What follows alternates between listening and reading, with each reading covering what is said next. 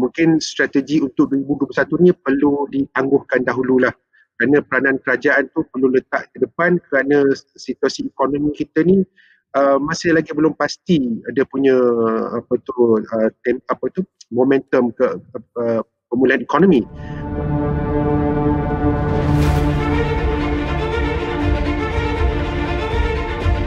Kalau kita lihat ya, negara kita ni bukan pertama kali kita menghadapi masalah krisis ekonomi ataupun berbagai krisis lah.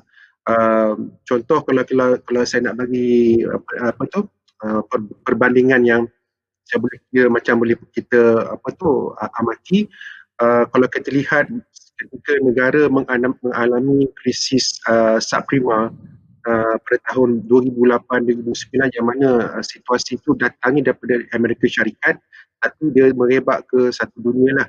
Dan pada ketika itu tahun 2009 ekonomi kita meleset. Dan pada ketika itu kerajaan pentadbiran yang sebelum ini telah memperkenalkan dua pakej rancangan ekonomi. Dan kedua-duanya saiznya adalah 67 bilion ataupun sekitar 9% daripada nilai KDNK lah. Jadi kita nak fast forward, tengok sekarang ni dah mencecah 305 bilion dan saiznya kepada ekonomi adalah sekitar 21%. Jadi dah macam lebih pada seganda lah, lebih seganda daripada dia punya nilai rancangan ekonomi. Jadi dakwaan mengatakan kerajaan berbelanja sedikit tu, saya kira tu kita kena tengok balik kepada data lah. Kerana memanglah kalau kita tengok pecahan-pecahan perbelanjaan kerajaan tu sumbangannya dalam sekitar 55 bilion.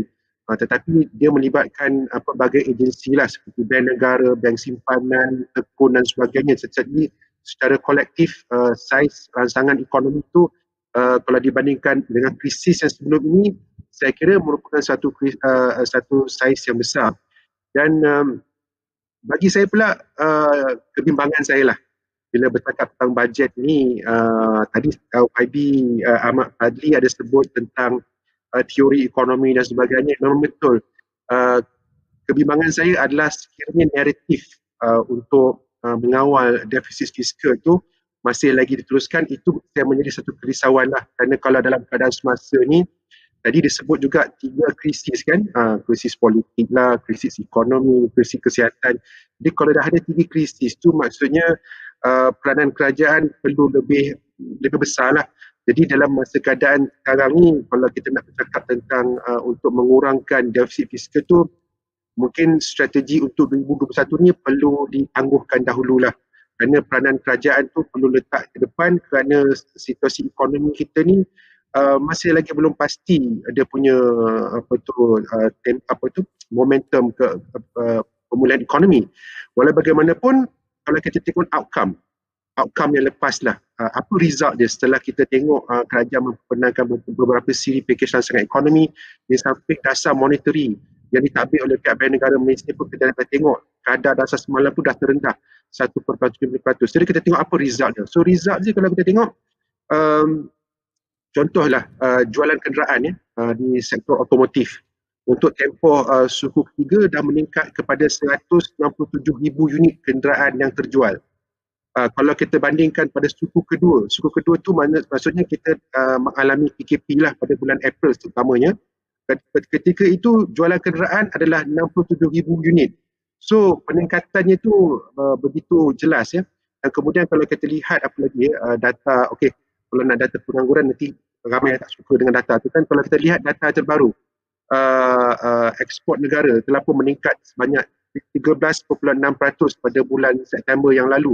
Justru rancangan ekonomi yang diberi oleh pihak kerajaan dan ditambah pula rancangan ekonomi dan dilaksanakan oleh serata dunia telah pun memberi satu kesan yang positif pada ekonomi. Cuma kita tak pasti ada sejauh mana momentum recovery ini dapat dikekalkan.